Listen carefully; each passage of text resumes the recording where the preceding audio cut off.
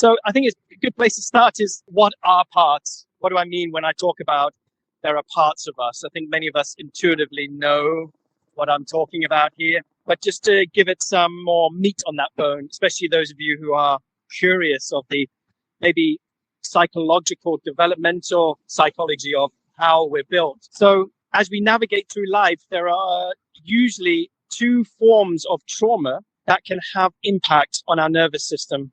There is violation. Violation is what happens to us that shouldn't have happened. It's when somebody external to us, it's not something we do to ourselves, but somebody in our life, usually when we're young, violates a boundary or crosses sovereignty or agency, and something comes into our system that doesn't feel safe.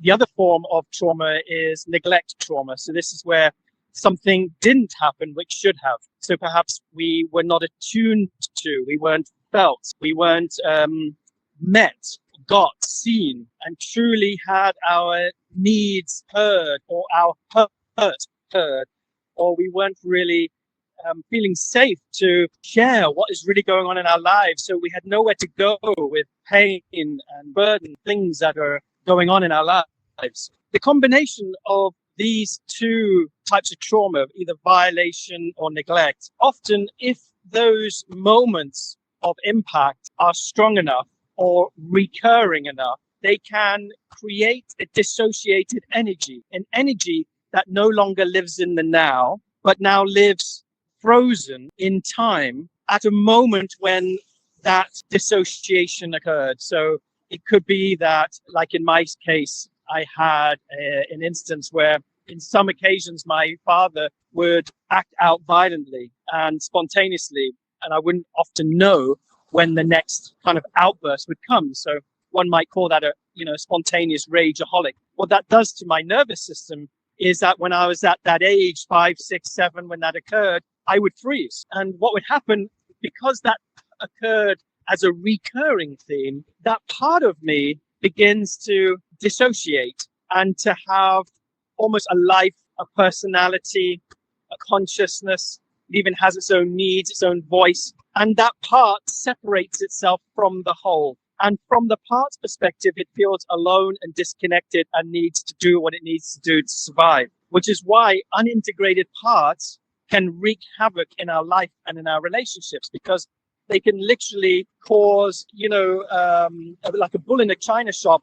If they're left unattended, the needs behind the needs can turn into addictions, can turn into compulsions and behaviors that can really damage and sabotage our chances for happiness and intimacy. So traumas and repeated neglects create an impact on the nervous system where parts of us begin to dissociate and no longer live in the now, but live in the past from our perspective today.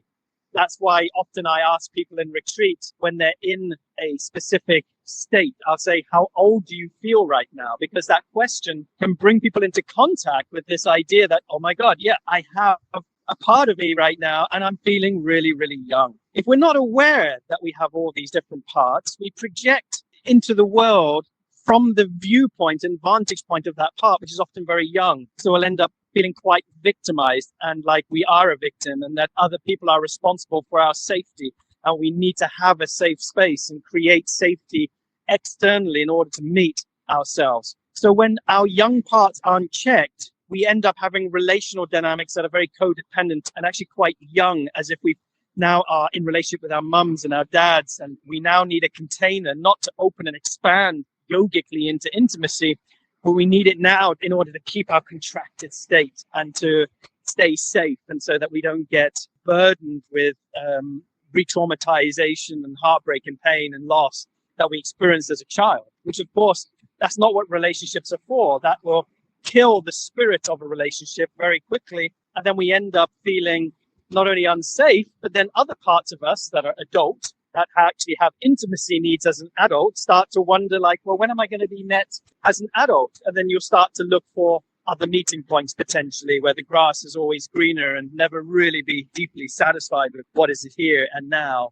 in the present moment. So we have multiple parts. Yeah, it's not just one young part. We have hundreds of different parts within us where our psyche is continuously in a state of integration and fragmentation, where there is a smorgasbord, a buffet of different parts, which is why in circle, I love saying that every single person who's sitting in this circle is you cleverly camouflaged as them, and that every single person represents a part of you, and that during a retreat, you get an opportunity to translate and receive the medicine from these different aspects of you that are giving you a gift. And thus, we only create unity when we start to embrace all of our outer parts and let that light of conscious shine as a whole. And that's what circle does. It creates unity consciousness, because any part of you that is not integrated or is in division, it will project and manifest outwardly in a circle. So anybody who does circle work